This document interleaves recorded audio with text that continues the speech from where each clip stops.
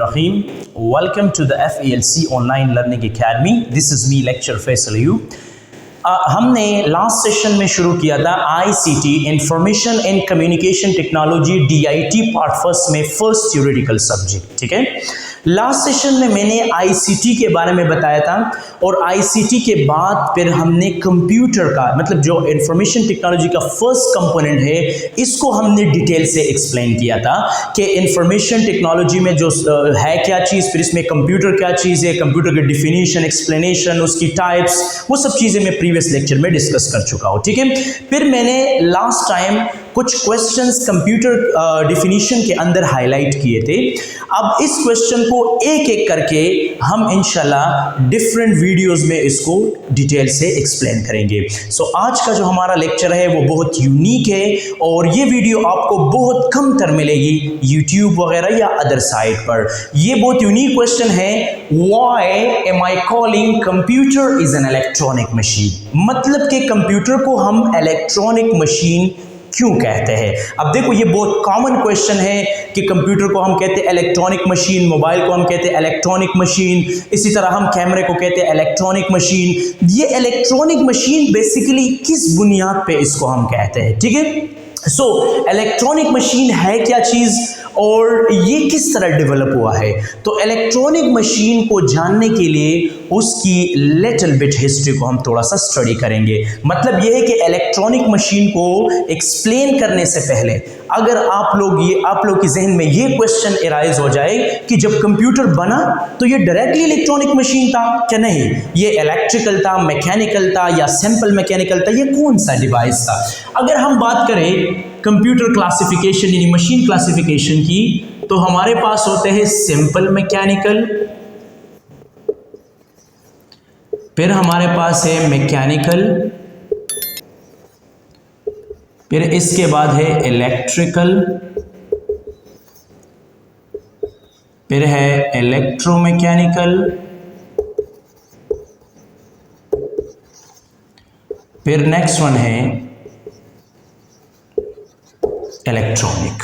Clear. अगर आप machine की क्लासिफिकेशन को गौर से स्टडी करें तो मशीन की क्लासिफिकेशन में आपके साथ डिफरेंट क्लासिफिकेशन है। इसमें simple mechanical, mechanical, electrical, electromechanical and electronic. तो आप लोग की जहन में ये एक बहुत कॉमन क्वेश्चन है कि जब कंप्यूटर फर्स्ट टाइम पे डेवलप हुआ तो क्या ये इलेक्ट्रॉनिक मशीन था। बिल्कुल भी नहीं। जब फर्स्ट टाइम पे हमारे पास कंप्यूटर डेवलप हुआ तो वो आपके साथ था सिंपल मैकेनिकल, जिसका नाम है एबैकस।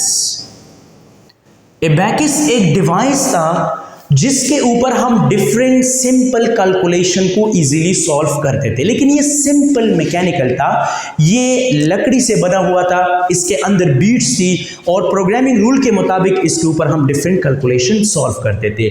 तो ये हमारे पास था बिल्कुल सिंपल मैकेनिकल डिवाइस था। जब कंप्यूटर फर्स्ट टाइम पे डेवलप हुआ तो ये एक सिंपल मैकेनिकल डिवाइस था जिसका नाम है एबैकस। फिर बाद में इंशाल्लाह हिस्ट्री ऑफ कंप्यूटर में फिर डिटेल से मैं बताऊंगा कि क्या क्या क्लासिफिकेशन हुआ, कंप्यूटर किस तरह इलेक्ट्रॉनिक बना या क्या हिसाब है, इसको फिर हम डिटेल से डिस्कस करेंगे हिस्ट्री ऑफ कंप्यूटर की वीडियो में। लेकिन यहाँ पर मैं सिर्फ लिटिल बिट आप लोगों को आइडिया देना चाहता हूँ कि कंप्यूटर इलेक्ट्रॉनिक कब बना और किस तरतीब से बना। तो फर्स्ट टाइम पे कंप्यूटर मैकेनिकल था, फिर सिंपल मैकेनिकल था, फिर इसके बाद ये मैकेनिकल में कन्वर्ट हो गया। ब्लाइस पास्कल इसने एक मैकेनिकल कैलकुलेटर बनाया था, ठीक है, और वो आपके साथ एक मैकेनिकल सिंपल कैलकुलेटिंग डिवाइस था। फिर इसके बाद हमारे पास इलेक्ट्रिकल, इलेक्ट्रोमैकेनिकल और इसके बाद जो है फिर 1940 के बाद फिर हमारे पास इलेक्ट्रॉनिक जो है वो डिफरेंट काइंड्स ऑफ क्लासिफिकेशन जो है वो क्रिएट हो गया, ठीक है। सो फर्स्ट इलेक्ट्रॉनिक कंपोनेंट जो हमारे साथ बना है वो है vacuum tube. Vacuum tube first electronic component से दुनिया में फर्स्ट इलेक्ट्रॉनिक कंपोनेंट जो बना है वो बना है वैक्यूम ट्यूब। सबसे पहला वाला जो इलेक्ट्रॉनिक कंपोनेंट है वो है vacuum tube. Vacuum tube different component से बना हुआ था। जिस तरह अगर आप लोग बात करें, वैक्यूम ट्यूब बिल्कुल एक ट्यूब की तरह था। जिस तरह अगर आप आजकल के दौर में आप लोग लाइट वगैरह को यूज करते हो, बल्ब वगैरह को यूज करते हो, बिल्कुल इसी तरह शेप में था और ये डिफरेंट काइंड्स ऑफ एक्टिविटीज को जो है प्रॉपरली परफॉर्म करता था। ठीक है, तो अगर कंप्यूटर की हम बात करें, जब कंप्यूटर का इब्तिदा हुआ तो इब्तिदा सिंपल मैकेनिकल से हुआ और इसका एंडिंग जो है वो फिर इलेक्ट्रॉनिक पे खत्म हो गया। और इलेक्ट्रॉनिक में इन लोगों ने 1946 में इन लोगों ने एक डिवाइस बनाया था जो फर्स्ट इलेक्ट्रॉनिक मशीन था, उसका नाम है ENIAC। ENIAC का मतलब होता है electronic numerical integrated automatic calculator.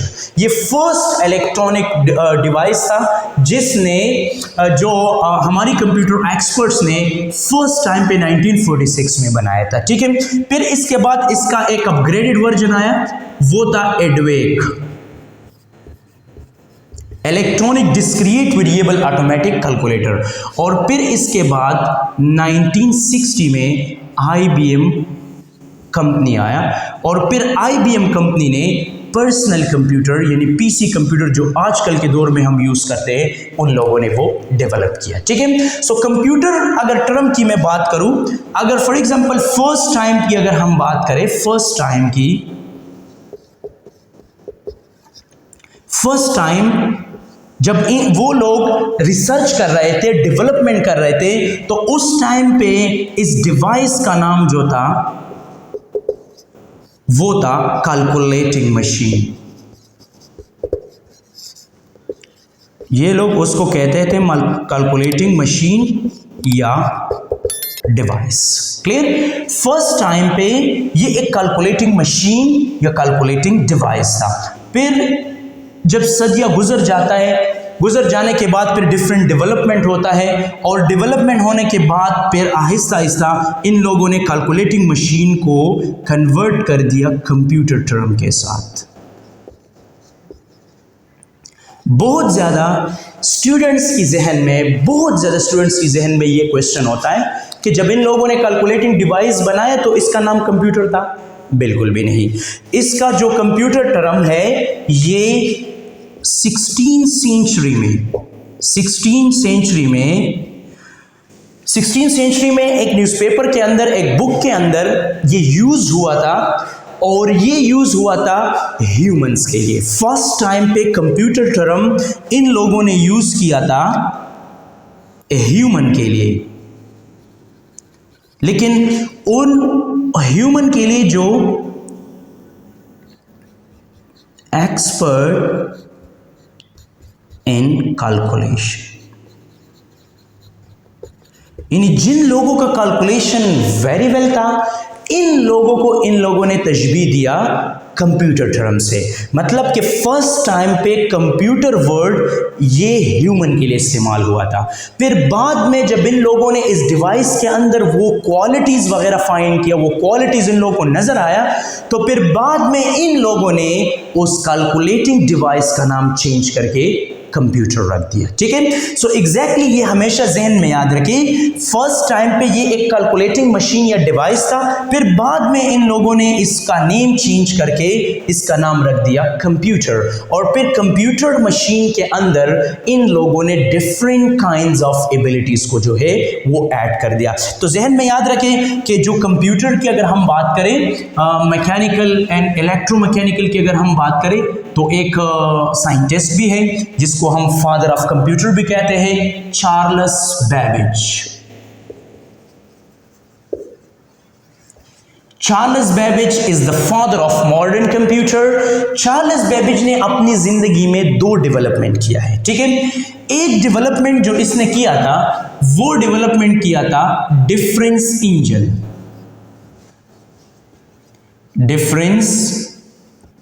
Engine, और सेकेंड वन जो डेवलपमेंट किया था वो किया था एनालिटिकल इंजन।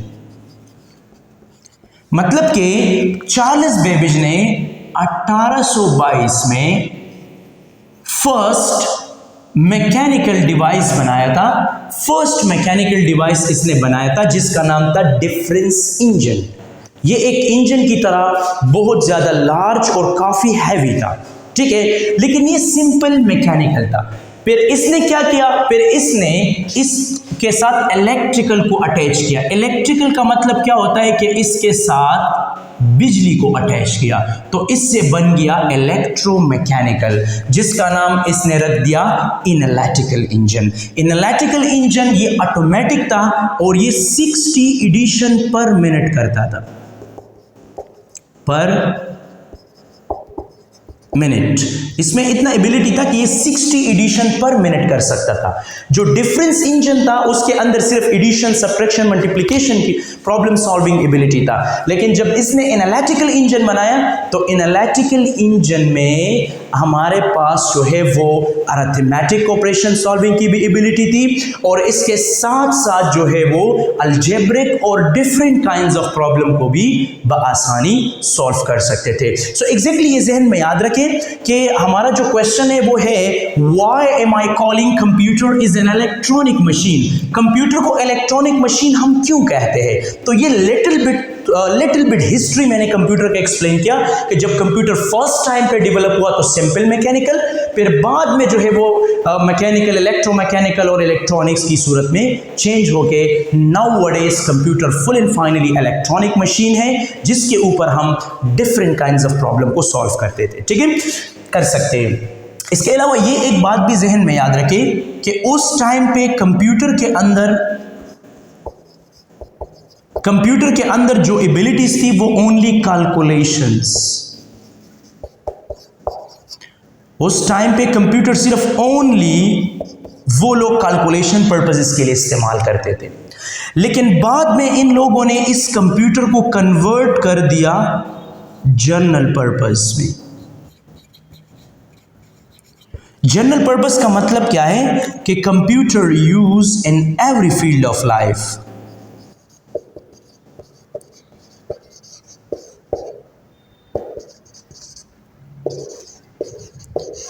फिर इन लोगों ने कंप्यूटर को कन्वर्ट कर दिया एवरी फील्ड ऑफ लाइफ। जब कंप्यूटर जनरल पर्पस बन गया तो जनरल पर्पस का मतलब यही है कि कंप्यूटर के अंदर मल्टीपल एबिलिटीज ऐड हो गया, मल्टीपल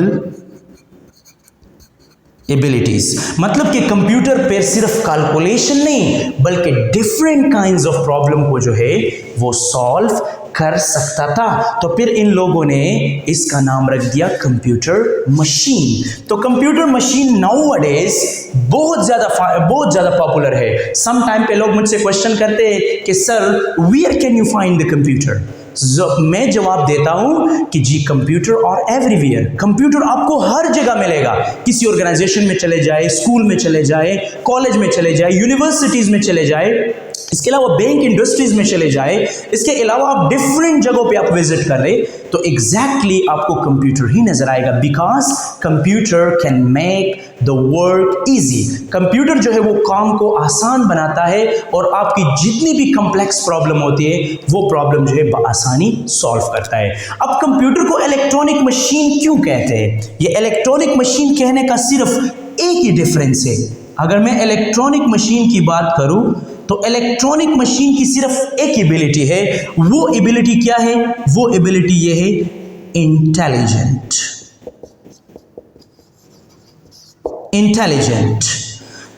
आप जो इसको कहते हो कि जी computer is an electronic machine, तो आप सिर्फ इस एक एबिलिटी की बुनियाद पर कहते हो कि जी कंप्यूटर एक इंटेलिजेंट मशीन है। इंटेलिजेंट का मतलब क्या होता है कि जिस मशीन के अंदर डिसीजन मेकिंग एबिलिटी होता है, जिस चीज के अंदर डिसीजन मेकिंग एबिलिटी होता है, इस किस्म की डिवाइसेस को हम इंटेलिजेंट डिवाइसेस के नाम से जानते हैं। इंटेलिजेंट वो डिवाइसेस है जिसमें डिसीजन मेकिंग एबिलिटी है, मतलब फैसले लेने की एबिलिटी है। यानी मतलब ये है कि ये ऑन द स्पॉट फैसला ले सकता है कि जी ये काम करूं ना करूं, किस तरह करूं। मतलब ये है कि ये इंटेलिजेंसी जो है ये इलेक्ट्रॉनिक सर्किट में पाया जाता है, लेकिन इलेक्ट्रिकल सर्किट्स में ये एबिलिटी नहीं पाया जाता है। क्योंकि अगर फैन की अगर मैं बात करूं करूँ तो फैन में किसी किस्म की इंटेलिजेंस ही नहीं है। अगर इलेक्ट्रिसिटी है तो ऑन हो जाएगा, नहीं तो बस काम खत्म। ठीक है, सो एग्जैक्टली यहाँ पर इलेक्ट्रॉनिक जो है ये इंटेलिजेंट है, इसमें डिसीजन मेकिंग की एबिलिटी है और इसके साथ साथ इसके अंदर एक चीज एडेड है जिसको हम सीपीयू के नाम से जानते हैं, सेंट्रल प्रोसेसिंग यूनिट। बिल्कुल ह्यूमन ब्रेन की तरह ये काम करता है, यानी इसको हम नॉर्मली कहते हैं ब्रेन ऑफ कंप्यूटर, यानी central processing unit is the brain of computer. ये कंप्यूटर की ब्रेन है, तो ये इस ब्रेन के ऊपर जिस तरह ह्यूमन है वो किसी चीज के ऊपर सोचता है, फिर इसके एक सॉल्यूशन निकालता है और फिर इसके बाद इसका रिजल्ट जनरेट करता है। इज इट कंप्यूटर भी ह्यूमन लाइक क्वालिटीज को जो है वो रिपीट कर रहा है। सो एग्जैक्टली इसी वजह से कंप्यूटर को हम इलेक्ट्रॉनिक मशीन कहते हैं। एक तो सिंपल डिफरेंस मैंने बताया इलेक्ट्रिकल इलेक्ट्रॉनिक, बाकी मटेरियल डिफरेंस है और इसकी कुछ फंक्शनैलिटी डिफरेंस है। ठीक है, लेकिन अगर हम बात करें इलेक्ट्रॉनिक्स की तो आप किसी भी यूनिवर्सिटी में चले जाए, किसी भी यूनिवर्सिटी में चले जाए तो आपको इलेक्ट्रॉनिक्स की एक अलग डिपार्टमेंट मिलेगी जिसमें स्टूडेंट को डीएलडी के बारे में सब डिटेल देता है। डिजिटल लॉजिकल डिजाइन, जो सर्किट की डिजाइन होता है, मतलब सर्किट हम बनाते किस तरह है, सर्किट के ऊपर इलेक्ट्रॉन्स किस तरह फ्लो करता है, सर्किट के ऊपर जो इलेक्ट्रॉन्स फ्लोइंग है वो किस तरह होता है, इलेक्ट्रॉनिक कंपोनेंट्स कौन कौन से है, क्या हिसाब है, ये किस तरह मैनेज होता है, तो सब चीजों के बारे में जो है वो कंप्लीट एक डिटेल प्रोवाइड करता है। तो अगर इलेक्ट्रॉनिक की मैं बात करूं तो इलेक्ट्रॉनिक ये एक 4 ईयर इंजीनियरिंग है। हमेशा याद रखें इलेक्ट्रॉनिक जो बेसिकली है ये एक डिपार्टमेंट है जिसमें स्टूडेंट सब सर्किट्स और इलेक्ट्रॉनिक्स के बारे में जो है वो स्टडी करते हैं। ठीक है, लेकिन यहां पर मैं सिर्फ एक टच दूंगा कि इलेक्ट्रॉनिक है क्या चीज, मतलब कि एक सेंटेंस में मैं पूरी 4 इयर्स की इंजीनियरिंग को कंबाइन करके आप लोग के सामने पेश करूंगा। ठीक है, इलेक्ट्रॉनिक सर्किट का मतलब क्या है, इलेक्ट्रॉनिक का मतलब क्या है, the devices which control the flow of electrons is called electronic circuit और मेन बिल्डिंग ब्लॉक्स। मतलब क्या है कि वो डिवाइसेस जो वो आपकी फ्लो ऑफ कंट्रोल को, फ्लो ऑफ इलेक्ट्रॉन्स को जो है वो कंट्रोल कर सकता है, इसको हम इलेक्ट्रॉनिक सर्किट या मेन बिल्डिंग ब्लॉक्स भी कहते हैं। अगर हम बच्चे इलेक्ट्रॉनिक सर्किट की बात करें तो इलेक्ट्रॉनिक सर्किट में ये एबिलिटी होगा कि इसमें जो फ्लो ऑफ इलेक्ट्रॉन्स है ये एक प्रॉपर सीक्वेंस से होगा, इसमें बाई डायरेक्शनल नहीं होगा और इसके अंदर जो फ्लो ऑफ इलेक्ट्रॉन्स है वो एक प्रॉपर लेवल पे जो है वो कंटिन्यूअसली एक्ट करता है। ठीक है, तो मतलब है कि इलेक्ट्रॉनिक सर्किट में ये एबिलिटी है कि आपको इलेक्ट्रॉन को किस तरह कंट्रोल करना है, इसके ऊपर काम किस तरह, किस तरतीब से इसको एडजस्ट करना है, तो ये सारे abilities, decision making abilities electronic circuit में पाए जाते हैं। अगर हम इलेक्ट्रॉनिक सर्किट या मेन बिल्डिंग ब्लॉक की बात करें, मेन बिल्डिंग ब्लॉक्स अगर मैं इसको सिमिलर कर दूं पीसीबी बोर्ड, पीसीबी बोर्ड मतलब कि कंप्यूटर के अंदर जो मदरबोर्ड है, अगर आप मदरबोर्ड को देखें ये ग्रीन प्लेट होता है, ठीक है, और इसके ऊपर हजारों इलेक्ट्रॉनिक कंपोनेंट्स, इलेक्ट्रिकल कंपोनेंट्स, वो सब चीजें मिलके उसके ऊपर लगा हुआ है और वो डिफरेंट काइंड्स ऑफ एक्टिविटीज को परफॉर्म करता है। ठीक है, सो एग्जैक्टली ये हमेशा ज़हन में याद रखें, जो इलेक्ट्रॉनिक है बस सिर्फ इसमें एक चीज बहुत ज्यादा कॉमन है, वो है इंटेलिजेंसी, डिसीजन मेकिंग एबिलिटी। इस सर्किट के अंदर डिसीजन मेकिंग एबिलिटी है। अगर मैं बात करूं तो फैन में भी सर्किट है, ठीक है, आपके साथ इलेक्ट्रिकल बल्ब में भी सर्किट है, इसके अलावा आपके साथ डिफरेंट चीजें हैं जिसके अंदर सर्किट पाया जाता है, बट वो सर्किट नॉन इंटेलिजेंट होता है। इसका मतलब उसमें डिसीजन मेकिंग की एबिलिटी नहीं होता, उसमें फ्लो ऑफ इलेक्ट्रॉन्स कंट्रोलिंग की एबिलिटी नहीं होता। सो फॉर दिस रीजन उसको हम इलेक्ट्रॉनिक सर्किट नहीं कहते। अगर हम दो कॉमन चीजों के बारे में डिफरेंशिएशन पढ़ लें, एक कॉमन डिवाइस है जिसको हम जानते भी हैं और नॉर्मली अपनी लाइफ में यूज भी करते हैं, जिसको हम इलेक्ट्रिकल डिवाइसेस कहते हैं, और the second one is electronic. अगर हम इलेक्ट्रिकल या इलेक्ट्रॉनिक की बात करें तो इलेक्ट्रिकल और इलेक्ट्रॉनिक में डिफरेंस सिर्फ मटेरियल का है। मतलब क्या है कि दोनों के अंदर जो मटेरियल लगता है सिर्फ वो मटेरियल में डिफरेंस है, बाकी दोनों सेम एक्ट करता है। अब अगर मैं इलेक्ट्रिकल मटेरियल की बात करूं तो ये एल्युमिनियम और कॉपर से बनता है, इसका जो सर्किट होता है वो एल्युमिनियम एंड कॉपर से बनता है, और जो इलेक्ट्रॉनिक सर्किट है वो सिलिकॉन और जर्मेनियम जो बेसिकली मटेरियल है वो इससे बनता है। मतलब क्या है कि इसकी एक मटेरियल डिफरेंस आ गया। इसके बाद नेक्स्ट वन, इसके अंदर डिफरेंट डिवाइसेस लगे होते हैं। इसमें इलेक्ट्रिकल में रेजिस्टर, कैपेसिटर, इंडक्टर, ये जो डिवाइसेस है ये इलेक्ट्रिकल डिवाइसेस है। और इसके अलावा डायोड, ट्रांजिस्टर, आईसीज, ये आपके साथ जो बेसिकली पाया जाता है ये आपके साथ इलेक्ट्रॉनिक कंपोनेंट्स है। ठीक है, तो इलेक्ट्रिकल और इलेक्ट्रॉनिक कंपोनेंट्स में डिफरेंट मटेरियल डिफरेंस आता है। ठीक है, अब जो इलेक्ट्रिकल कंपोनेंट्स होता है इसमें हैवी मशीन्स होते हैं, मोटर्स होते हैं, उसको रन करने के लिए पावरफुल इलेक्ट्रिसिटी की जरूरत होता है, मतलब कि हाई पावर वोल्टेज की जरूरत होता है, तो उसको रिक्वायर्ड है एसी करंट यानी अल्टरनेटिव करंट। अगर आप पूरी दुनिया की बात करें तो पूरी दुनिया में जो इलेक्ट्रिसिटी बनता है वो होता है एसी, अल्टरनेटिव करंट, काफी हाई पावर वोल्टेज होता है। ठीक है, और जो इलेक्ट्रॉनिक सर्किट है उसके लिए रिक्वायर्ड है डीसी, मतलब डायरेक्ट करंट उसको रिक्वायर्ड है, मतलब कि लो पावर वोल्टेज जो है वो इसको चाहिए। ठीक है, इसके अलावा जो इलेक्ट्रिकल सर्किट है पहले भी मैंने बताया ये नॉन इंटेलिजेंट है, इसमें डिसीजन मेकिंग की एबिलिटी नहीं है। डिसीजन मेकिंग की एबिलिटी इस वजह से नहीं है, फॉर एग्जांपल अगर मैं एक सिंपल से एग्जांपल आप लोगों को यहां पे बता दूं, अब अगर मैं फैन और कंप्यूटर की बात करूं, जब इलेक्ट्रिसिटी डैम हो जाता है यानी मतलब आपकी बिजली जो है वो कम आ जाता है, आपका वोल्टेज कम हो जाता है, तो आपकी फैन इसके ऊपर चलता है, आराम आराम से चलता है, लेकिन वो इस इलेक्ट्रिसिटी को उठा के वो चलता है। लेकिन अगर मैं कंप्यूटर की बात करूं, वो कंप्यूटर क्या करता है, उस लो वोल्टेज इलेक्ट्रिसिटी को उठाता है और इसके अंदर डिसीजन मेकिंग एबिलिटी है। जब वो इस इलेक्ट्रिसिटी को उठाता है तो वो रिकॉग्नाइज करता है कि ये बिजली मेरे लिए सूटेबल है या नहीं है। अगर इलेक्ट्रिसिटी वोल्टेज पूरा नहीं है तो उस बिजली को उठा के दोबारा छोड़ देता है। This is called the intelligence, मतलब कि ये इन दोनों के दरमियान में एक सिंपल डिफरेंशिएशन है। अगर एग्जांपल की बात करें तो फैन, हीटर, मोटर ये नॉर्मल इलेक्ट्रिकल कंपोनेंट्स है जिसको हम यूज करते हैं डेली रूटीन्स में, इसमें किसी किस्म की इंटेलिजेंसी नहीं है, बस आप स्विच दे ऑन हो जाएगा, स्विच जो है वो निकाल दे तो आपके साथ ऑफ हो जाएगा। ठीक है, इसके अलावा अगर हम इलेक्ट्रॉनिक की बात करें तो ये इंटेलिजेंट है। अगर इसकी एग्जाम्पल हम देखें कंप्यूटर, मोबाइल, कैमरा एक्सेट्रा, इसका एक कॉमन एग्जाम्पल मैं यहां पर दे दूंगा।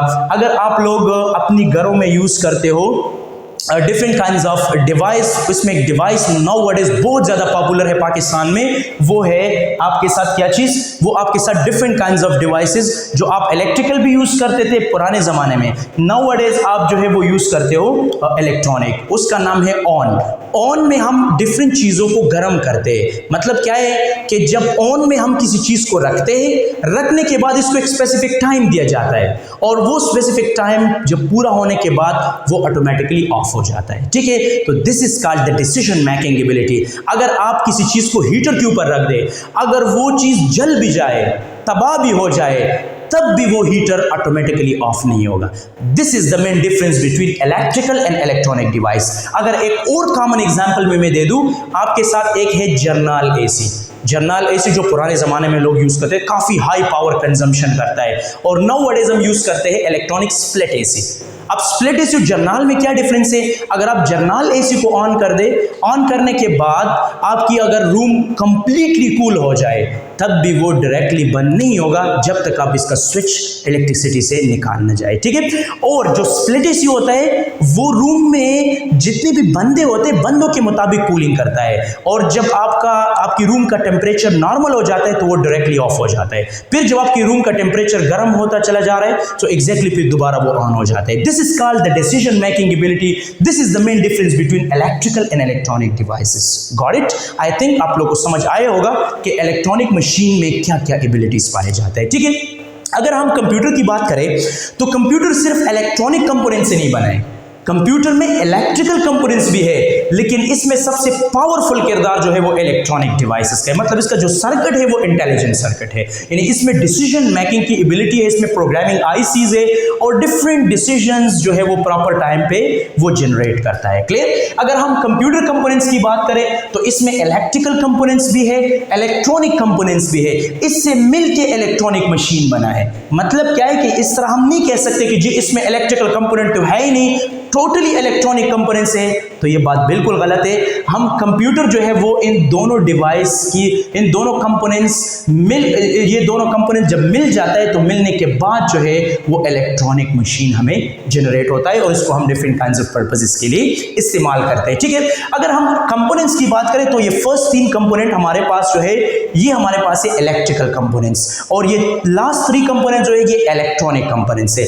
अब अगर मैं बात करूं रेजिस्टर की, रेजिस्टर एक डिवाइस है, इंशाल्लाह वीडियो की ऊपर जो है मैं इसकी तस्वीरें, उसकी पिक्चर जो है वो शो करूंगा कि रेजिस्टर क्या है, कैपेसिटर्स क्या है, इंडक्टर क्या है, डायोड क्या है, ट्रांजिस्टर क्या है और आईसीज क्या है। ठीक है, अब रेजिस्टर क्या काम करता है?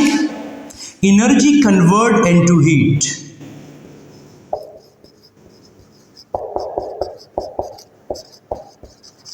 रेजिस्टर का काम ये होता है कि ये आपकी एनर्जी का मतलब कि आपकी इलेक्ट्रिसिटी को कन्वर्ट करता है हीट में। ठीक है, जब ये हीट में कन्वर्ट होता है तो इसके ऊपर पे डिफरेंट मशीन और डिफरेंट डिवाइसेस जो है वो चलता है। ठीक है, कैपेसिटर क्या काम करता है? Store the energy. ये आपकी एनर्जी को स्टोर करता है, ये आपकी एनर्जी को स्टोर करने के लिए हम इस्तेमाल करते हैं। अगर हम इंडक्टर की बात करें तो do not allow the sudden change in the energy. ये आपकी एनर्जी में जो सडन चेंज आता है उस सडन चेंज को रोकता है। यानी बिजली में, इलेक्ट्रिसिटी में जो सडन चेंज अप डाउन आता है, इससे डिफरेंट कंपोनेंट्स जो है वो जल जाते हैं। ठीक है, तो इसी वजह से इन लोगों ने इसमें डिवाइस यूज किया है जिसका नाम है इंडक्टर। इंडक्टर जो है वो आपकी इलेक्ट्रिसिटी में अप डाउन को मेंटेन करता है। और ये प्रॉब्लम जो है ज्यादातर समर्स में पाए जाते हैं। आजकल नाउअडेज जो समर का सीजन चल रहा है, सो एग्जैक्टली इसमें कभी इलेक्ट्रिसिटी हाई वोल्टेज में आता है, कभी लो वोल्टेज में आता है। तो इसके साथ मतलब इसी वजह से हमारी जो कंपोनेंट्स होता है सम टाइम पे वो जल जाते हैं। तो इसको कवर करने के लिए इन लोगों ने इंडक्टर को इस्तेमाल किया है। इंडक्टर एक ऐसा डिवाइस है जो ये आपकी इलेक्ट्रिसिटी को मेंटेन रखता है और सडन चेंज जो है वो रोकता है। ठीक है, अब ये तीन कंपोनेंट तो इलेक्ट्रिकल कंपोनेंट्स है, ये भी आपके कंप्यूटर में होता है। ठीक है, इसके बाद डायोड है। डायोड का मतलब क्या होता है? Flow current in one direction,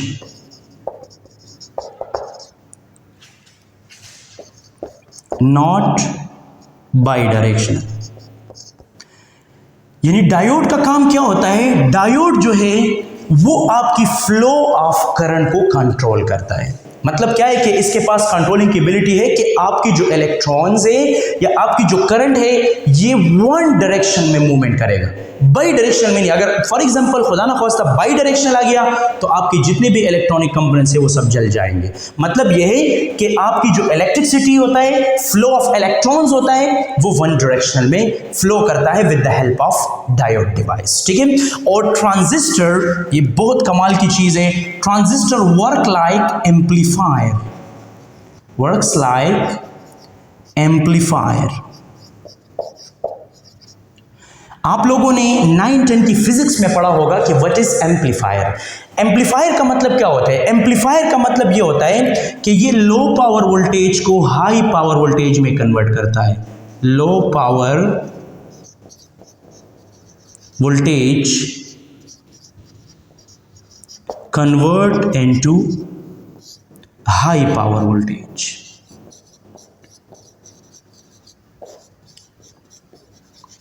यानी ट्रांजिस्टर का काम क्या होता है? लो पावर वोल्टेज को हाई पावर वोल्टेज में कन्वर्ट करने के लिए हम इस्तेमाल करते हैं ट्रांजिस्टर। ट्रांजिस्टर एक डिवाइस है जिसकी मदद से हम लो पावर वोल्टेज को हाई पावर वोल्टेज में कन्वर्ट कर सकते हैं। और लास्ट वन जो सबसे पॉपुलर, फेमस और नाउअडेज जितनी भी डिजिटल डिवाइसेस सब में आपको मिलेंगे वो है आईसीज, इंटीग्रेटेड सर्किट्स, जो वो different kinds of transistor, million और billions of transistor, resistor, capacitor, ये सब चीजें कंबाइन होकर एक चिप बनाता है। उस चिप को बेसिकली हम आईसीज के नाम से जानते हैं। ठीक है, सो एग्जैक्टली आज की लेसन में हमने क्या सीखा? आज की लेसन में हमने सीखा कि कंप्यूटर को इलेक्ट्रॉनिक मशीन हम क्यों कहते हैं। सो उम्मीद है कि स्टूडेंट का कंसेप्ट इस पे क्लियर होगा कि इलेक्ट्रॉनिक मशीन क्या चीज है, किस लिए हम इस्तेमाल करते हैं, इसकी एडवांटेजेस क्या है और इसको क्यों हम इलेक्ट्रॉनिक मशीन कहते हैं। सो अगर आप लोग को वीडियो पसंद आए हो तो आप हमारे चैनल को लाइक, सब्सक्राइब और शेयर करना ना भूलें। Thanks for watching me.